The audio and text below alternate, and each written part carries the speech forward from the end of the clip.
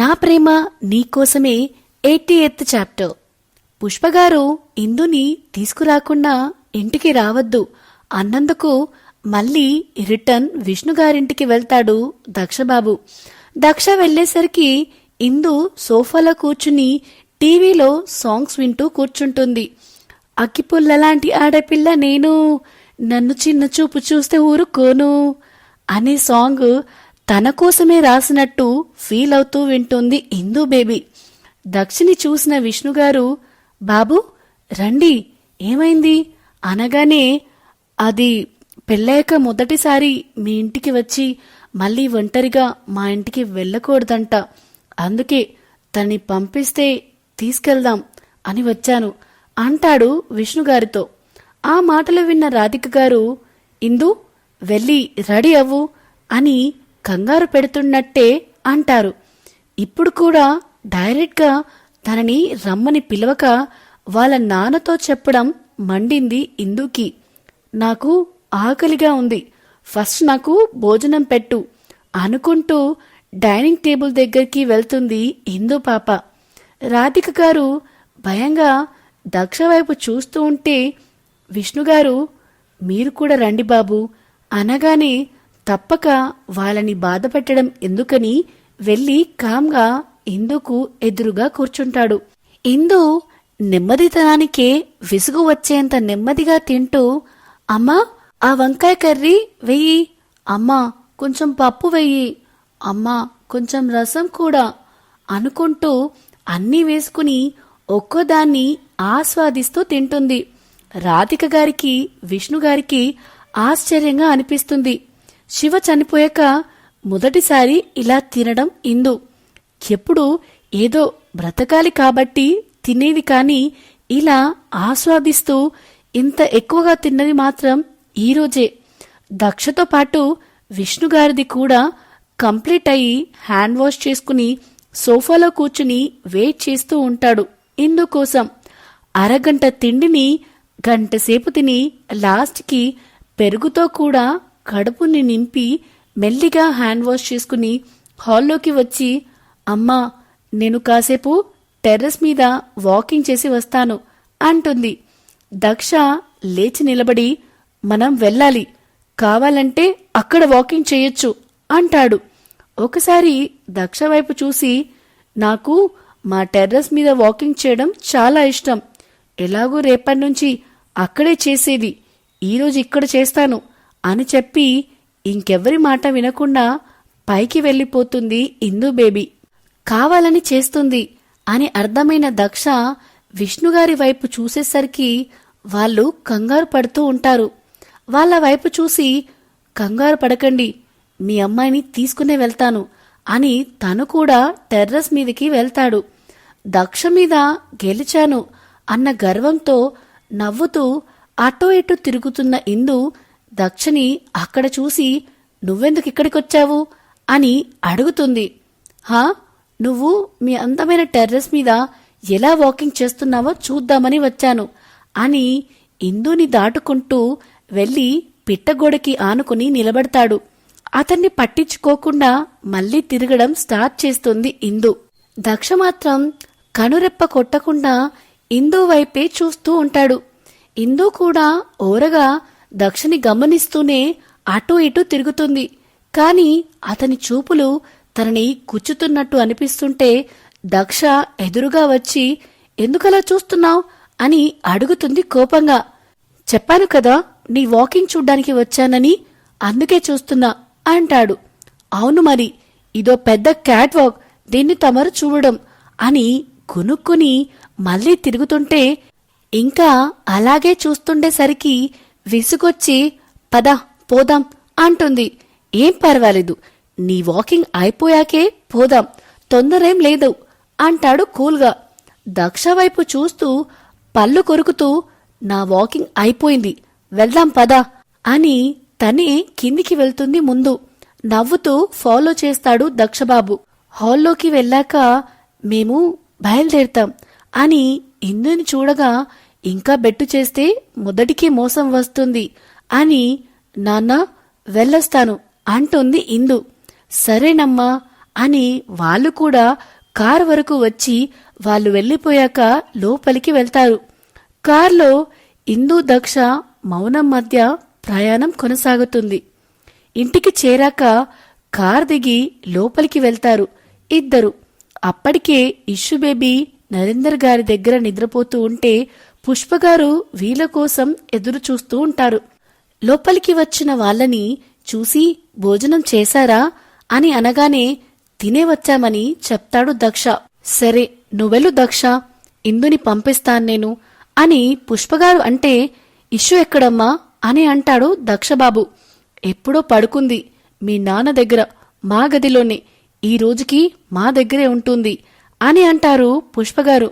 సరే అని చెప్పి ఒకసారి వాళ్ళ రూమ్కి వెళ్లి తన తండ్రికి అతుక్కుని పడుకుని ఉన్న ఇష్యూని చూడగానే చిన్న నవ్వు వస్తుంది దక్షకి. పాప తల నిమిరి తన రూంలోకి వెళ్ళిపోతాడు. దక్ష వెళ్ళిపోయాక ఇందుని కూర్చోబెట్టుకుని ఇప్పుడు చెప్పు నీ సంగతేంటి అని అడుగుతారు పుష్పగారు. నా సంగతేముందత్తయ్యా అని అమాయకంగా చూస్తే ఈరోజు మీకు 3వ రాత్రి అని ఇందు తల మీద మొట్టి నువ్విలా మొద్దులా ఉన్నందుకే వాడు నిన్ను పట్టించుకోవట్లేదనుకుంటా అని అంటారు పుష్పగారు ఇందును చూస్తూ.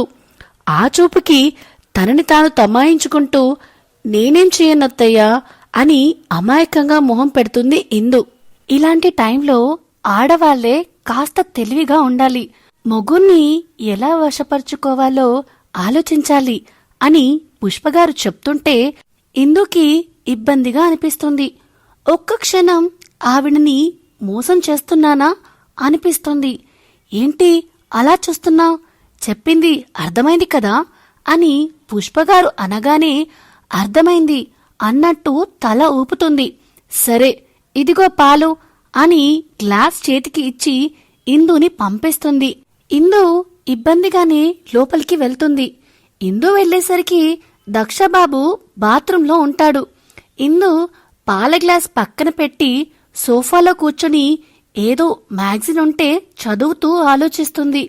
రేపటి నుంచి నేను కూడా ఆఫీస్కి వెళ్ళాలి, ఒకసారి అతన్ని అడగాలి ఏమంటాడో అని. దక్ష స్నానం చేసి టవల్ కట్టుకుని ఇంకో టవల్తో తల తుడుచుకుంటూ వస్తాడు. అతడు అలా వస్తాడు అని ఊహించక దెబ్బకి తల దించేస్తుంది ఇందు బేబీ. ఆమెను ఒకసారి చూసి తన డ్రెస్ తీసుకుని డ్రెస్సింగ్ రూంలోకి వెళ్తాడు దక్షబాబు. అమ్మయ్యా అని ఊపిరి పీల్చుకుంటుంది ఇందు. దక్షబాబు నైట్ డ్రెస్ వేసుకుని వచ్చి అద్దం ముందు హెయిర్ సెట్ చేసుకుని హాయిగా బెడ్ ఎక్కేసి మొబైల్లో మొహం దూరుస్తాడు. ఇందుకి కూడా ఏం చేయాలో తెలియక కామ్గా సోఫాలో పడుకుంటుంది. కాని నిద్ర అయితే పట్టదు. అటూ ఇటూ కదులుతూ ఉంటుంది. తన ఇబ్బందిని గమనించిన దక్ష అమ్మవాళ్ళు ఇంకో 2 డేస్లో వెళ్ళిపోతారు, అప్పుడు నువ్వు వేరే రూంలో పడుకోవచ్చు కంఫర్ట్గా, ఈ ఒక్కరోజుకి అడ్జస్ట్ అవ్వు అని చెప్పి అటు తిరిగి పడుకుంటాడు. కాని ఆ మాటలు అస్సలు నచ్చలేదు ఇందుకు. ఎందుకో మరి తనకి కూడా అర్థం కావట్లేదు. తనే కదా వాళ్ళ మధ్య ఎలాంటి రిలేషన్ ఉండదు అని అంది. ఇప్పుడు తనే ఎందుకు ఇలా ఆలోచిస్తుందో అర్థం కాక పిచ్చిలేసి ఆలోచనలు పక్కన పెట్టేసి పడుకుంటుంది తను కూడా. ఆ సోఫాలో సరిగ్గా నిద్ర పట్టక ఎర్లీ మార్నింగ్ తొందరగానే మెల్కు వస్తుంది ఇందు బేబీకి. హాయిగా ఆదమర్చి నిద్రపోతూ సూపర్ క్యూట్ అండ్ హాట్గా బోర్లా తిరిగి తన వైపు మొహం పెట్టి పడుకుని కనిపిస్తున్న దక్షను కాసేపు అలాగే చూస్తుంది. అందరూ తన భవిష్యత్తు గురించి ఆలోచించు అని చెప్పడం వల్లనో లేక ఇష్యూ మీద చూపించే కేరింగ్ అండ్ లవింగ్ వల్లనో లేక దక్షని చూసే దృష్టికోణం మారినందుకో తెలియదు, కానీ దక్ష మీద అయితే ఒక ఫీలింగ్ ఏర్పడింది. దానికి ఇష్టమని కాని ప్రేమ అని కాని పేరు పెట్టలేకపోతుంది. ఎందుకంటే తనకే క్లారిటీ లేదు కాబట్టి. కాసేపు చూసి చూసి నేనేంటి వీడిని ఇంతలా చూస్తున్నా, నన్ను ఈ డొక్కు సోఫాకి అంకితం చేసి తను మాత్రం ఎంత హాయిగా నిద్రపోతున్నాడు అని అనుకొని ఫ్రెష్ అవ్వడానికి వెళ్తుంది ఇందు బేబీ. తను ఫ్రెష్ అయి వచ్చినా కాని దక్ష మాత్రం లేవడు. ఇందు ఫ్రెష్ అయి కిందికి వెళ్లేసరికి ఇంకా ఎవరు హాల్లో కనపడకపోయేసరికి తనే దేవుడి రూమ్కి వెళ్తుంది. మేడ్స్ క్లీన్ చేశారు కాని పూజ చేయలేదు అని అర్థమై తనే పూజ చేసుకోవడం స్టార్ట్ చేస్తుంది. పూజ కోసం మెయిడ్ అన్నీ రెడీ చేసి ఉంచడంతో ఇందు పూజ మధ్యలో ఉండగా పుష్పగారు కూడా అక్కడికి వస్తారు. ఇందు పూజ చేస్తూ ఉండేసరికి ఇంకా ఇంప్రెస్ అవుతారు పుష్పగారు. పూజ అయిపోయాక దేవుడికి హారతి ఇచ్చి తను కూడా తీసుకుని వెనక్కి తిరిగి చూసేసరికి పుష్పగారు ఉండేసరికి ఆవిడకి కూడా హారతి ఇస్తుంది ఇందు. తర్వాత అది పూజా రూంలో పెట్టి అత్తయ్య కాఫీ తీసుకురానా అని అడుగుతుంది ఇందు.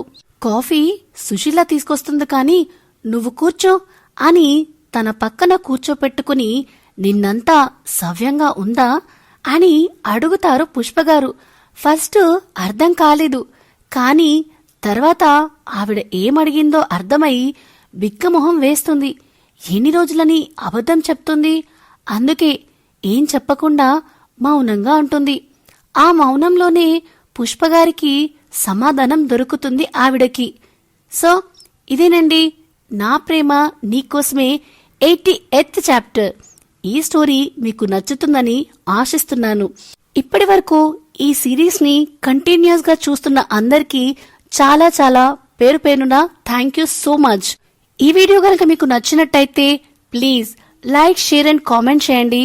అలాగే ఇలాంటి మరిన్ని కొత్త కథల కోసం మన channel the novel whisperer with విన్యాని సబ్స్క్రైబ్ చేసుకోండి. Thank you.